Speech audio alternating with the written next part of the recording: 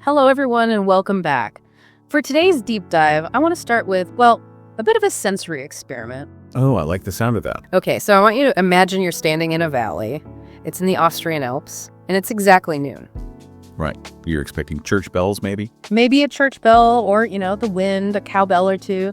But instead, the air around you literally begins to shake. It's a physical sensation, isn't it? Exactly. As much as a sound. Exactly. You hear these massive booming chords, music that carries for 10 kilometers.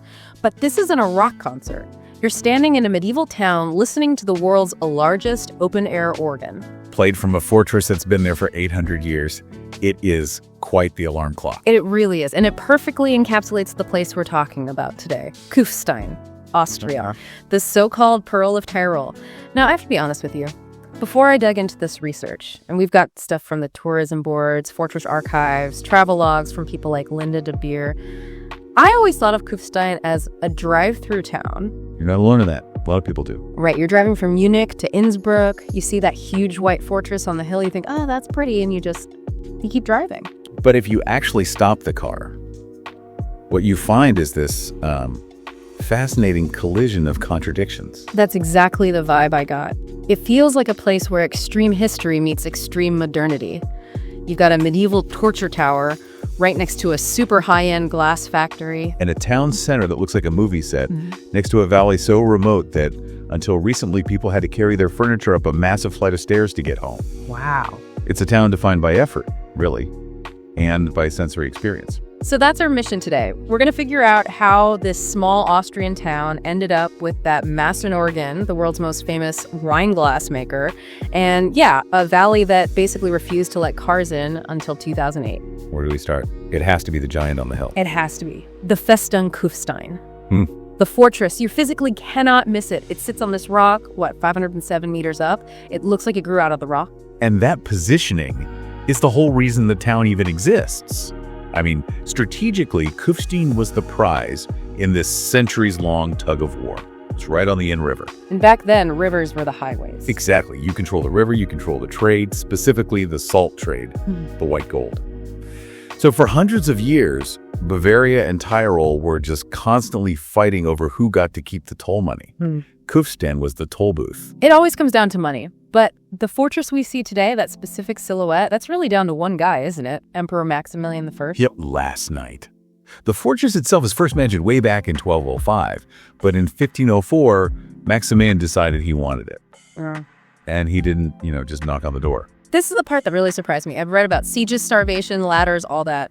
But Maximilian just went for, pure, overwhelming brute force. He brought in the heavy artillery. Literally. He had these massive siege cannons cast in Innsbruck. But here's the problem. They were so heavy you couldn't drag them over the mountain passes. The roads would have just collapsed. How did he get them there? He floated them. No way! Yep. Floated them down the Inn River on rafts. I love that image, just this floating artillery coming downstream. And the sources even name the cannons, which gives them this terrifying personality. There was Wake Off. Which translates to what? Wake up. Wake up! Yeah, subtle. Naturally pauses, which is kind of onomatopoeia. It's the sound of a crash. Right. These things weren't precision instruments. They fired iron balls weighing to 150 kilograms. They didn't just breach the walls, they shattered them. And then in a classic power move, Maximilian takes the town and immediately rebuilds the fortress to be even stronger. So I got in, but nobody else is. Exactly. That's when he adds the Kaiserturm, that huge round tower that still dominates the skyline. The walls are up to 14 feet thick. But over time, its role changed. It went from defense to containment. It became a prison. A state prison, yes, under the Austro-Hungarian Empire. But not for your common criminals.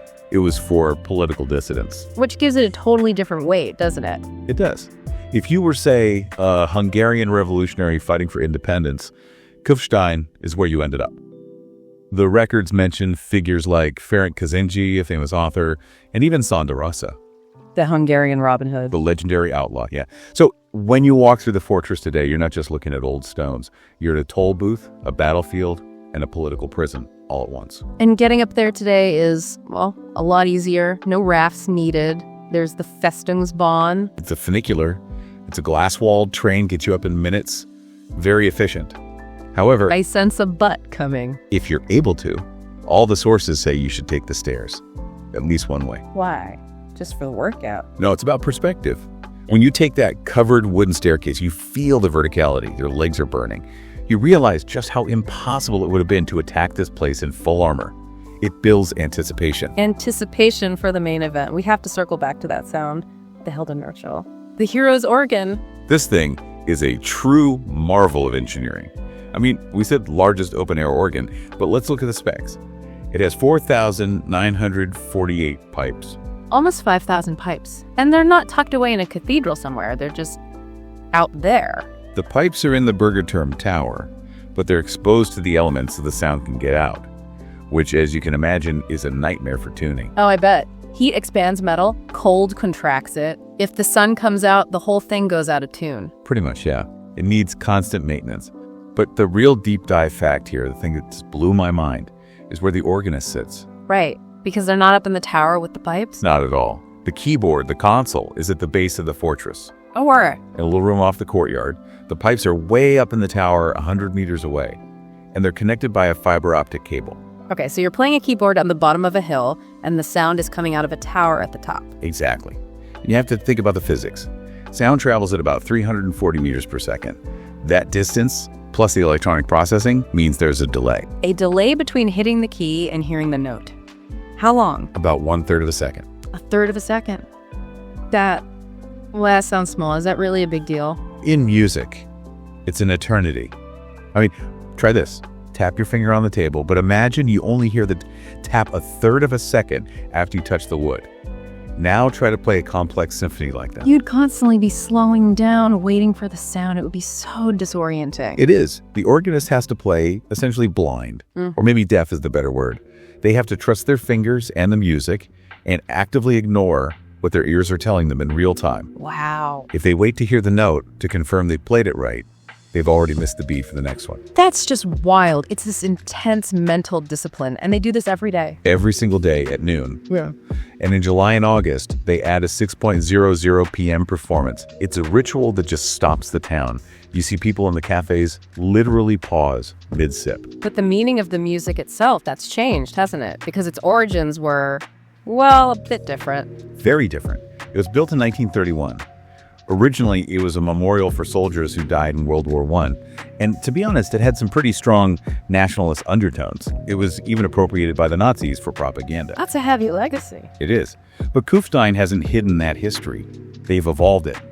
In 2022, they officially rededicated the organ.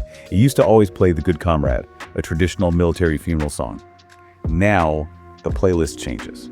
And the dedication is for? It's now dedicated to all victims of violence and war.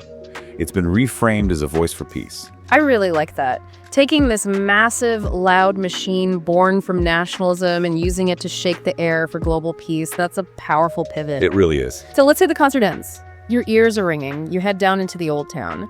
And this is where that Pearl of Tyrol nickname starts to make visual sense. You're going to want to head straight for Römerhof, Gus. I looked at pictures of the street. It almost looks fake.